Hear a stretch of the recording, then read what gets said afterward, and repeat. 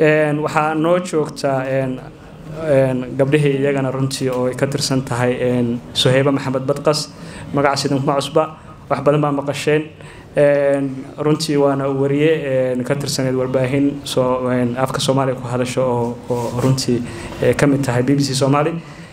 runtii barnaamijyada hadda ay qabato arrimaha wacyigelinta waliba dhinaca bulshada arrimaha qoyska ay xoog aad u saarto buugan bay aad u soo akhrisay stable waxay ku aragtay buuga iyadan bal qodob iyo laba waxay ka gaarsiin kartay ee nooga tiraahdo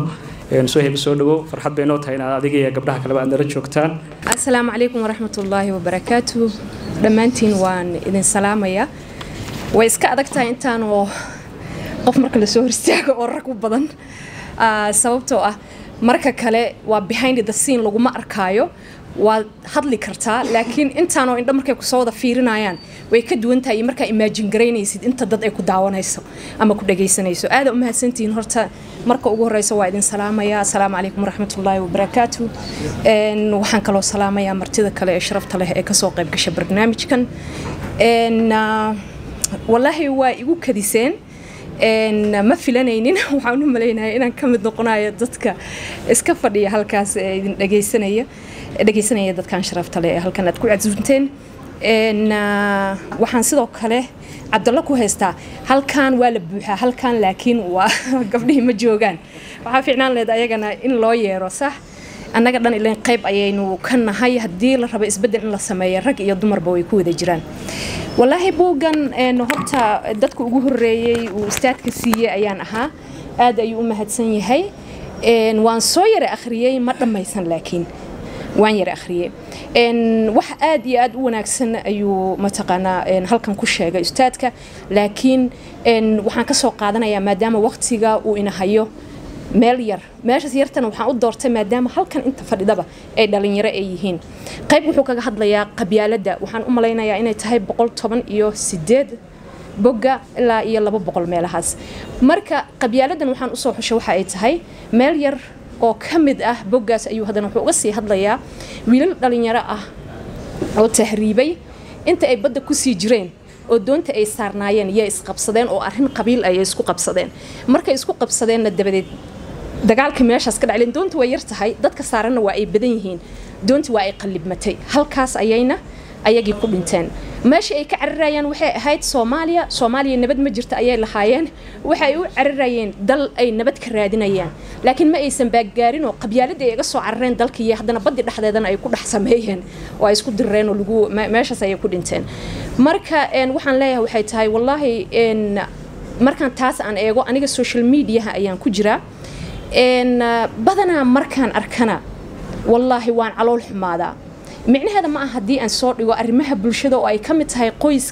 qoyska kaliya inaan ku ekahay maaha sababtoo ah wax walba oo aan soo dhigna meeshaas waa la wada arkaa yacni mararka qaar waxaan isweydiiyay waxay tahay marka uu qof dhalinyaro ah uu soo dhigayo wax mataqaanaa dib u keenaya dadkii ama uu ku baraarujinayo qabiil iyo waxaan loo joogin really ma aqriyo xitaa saa marka u fiiriyo arkana waan dhaafaa sababtoo ah ma raba maskaxdaydan in ay mataqaanaa wax xun ay gasho waxaan rabaa markaan social media gala inaan arko wax wanaagsan khayr leh oo adduunka iyo aakhiradaydaba ma aragtay meel fiican mataqaanaa i geynayso marka waxaan idin leeyahay waxay tahay buugan aad u faa'iido badan yahay maxaa keenay kadeedka Soomaaliya annaka dhan inaan ogaana rabnaa qaarkan waxa dhici karta inaysan xilliga dhalanin qaarkan waxa dhici karto in mataqaanaa ay markaas dhasheen aysan ba garaneyn xaaladda waxaan dadka aan ka maqalna mooyaane waxaan u soo joognaba aysan jirin marka waxaan leeyahay dhalinyarada waxaan idin ka codsanahay waxay tahay wax adduunka iyo aakhiraba faa'iido idin lahayn ha sameynina sababtoo ah maskaxdeenan way yar tahay ma xamili karno inta way nagu filan tahay inta naga haysta markino ilmahaaga ka haysto walaalaha ka haysto qoyskaaga ka haysto yaa kugu filan uma baahnid hadana culaab kale inaad dadka asii geliso qabiil iyo waxaan loo joogin iyo balaayo aad ka shaqayso marka waxaan leeyahay waqtigaaga waxa ku bixisaa wanaaga ku bixi isbedel samee qof isbedelka aduu ka bilowda ku samee kuwa saaxiibada ah kuwa agagaarahaaga joogo u sheeg qabiilka inuusan wanaagsaneyn u sheeg in mataqaana dalka in la dhisa ay tahay in dhibkan laga wada baxa ay tahay laakiin hadda annaga dhan aan dhahno إن متقنا إن هبل أيال السجايا يان سجينا وحن سجينا ملها إلا أنك عن إسبدل كأنس قبل الله نحدينا مو يعني مركو حنلاقي دلنا يرأياتين كفائدست وقتها آدي أي قيمة بدني هاي سيدنا هل مر هدوك ضعفنا مصول لعبنايو واسدوك ضعف مركو وحاء وجاته minutes يا second أو وقت جاء محاتكم بحسام وحنا أكسنا بس وحن ياتكم بحسام at least هدي هذا إسبدل كانين الحتة بل ماشان السوشيال ميديا اللي يراهدوا هالصور يجينا وحيابها قبيلة دكوسابسن أو ضدك كلف فوقينايو الدون كذا نكون وناكسنا آخر هذا نكون وناكسنا وجونا وحول بقى عد ماشى الصور دكتور هدي عد مطو sidaas ayay meeshaas u yaalayaan ilmahaaga ayaa arkaya waxa dhici karta dad kale inay arkaan aysan jeclaysan dhahan bala Allah ku rida kaas muxuu ahaa mataa maxay ahayd waxaan meeshan soo dhigtay marka waxaan ula jeedaa walaalayaal oo aan ka shaqeyno wanaaga qabyaaladana aan iska dhaafno waxay noo taraysa malaha marka waxa loo baahan yahay waxay tahay inaan akhrisano dabcan waxyaabaha xun bawaan dhageysanaa u fiirsada culimada iyo dadka wanaaga iyo khayrka sheegayo inta daawata aad u yar tahay dadka xumaanta sheegayana inta daawata aad u badan tahay adinka waayana dadka daawanaya aniga waaya adiga waaya isbedel aan sameyn karnaa marka waxa wanaagsan marka aan dhageysano oo aan akhrisano isbedel ayaa imaanaya sababtoo ah hab fikirkeena bedelmaya sax marka waxa loo baahan yahay waxay tahay inaan wanaag raadino aad iyo aad ma santiin ustaadku waa u mahad celinaya dabcan buugan waa heystaa adinkan waxa idinku dhiirigelinaya haday suuragal tahay waaye inaan mid kamid ah halkan aad kala baxdaan assalaamu calaykum waraxmatullaahi صحيبة خير الله سيو لا تقنطوا من رحمة الله بيتري إن هذا وحير سميسو ووقت جاء وين فرح بدن له وح ير هو نكسن كسميسو وحيا حسوسي الله يرحمه أبوانكي وينا محمد مؤمن هاشي عجيب كهذا هبنورة قاعدة سي رنتي وكجهل ليسي أوده سيده وكله في عينه marka gorayada jirtay ee shimbir yar la isku masaalay gorayadu ilmaheedii aroori bay dhigtaayo awoodigu kulaaya shimbirtuna aroose ila xidhay oo amaana bay ubadkeeda seexisa kala awran labadii edabtii aqoontii asluubta isku dhaafeen aqliga wanaagsan Italian ka roon yahay baleego fiirsada marka salaad wuxuu yiri kocode marka runtii mirahaas anaga filan نحوير يا قدوميها أرضيدا سوماليات أستاذ بشير ليرة محمد بشير عبد الله هاي راح بشير ليرة بشير سودو وحرجينا كلمة هذا إنه يكوننا تهدي الله ودلو قول هذا بوجا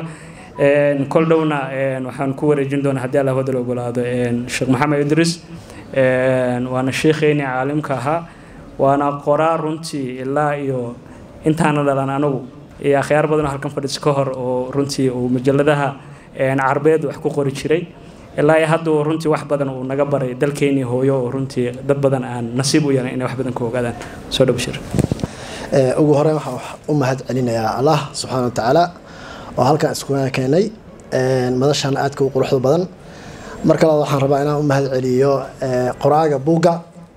محمد نور أو إن دليراء ومسكحدي ساعات وقولنا لي يسوي أجرسي لها دلكيسة هرمر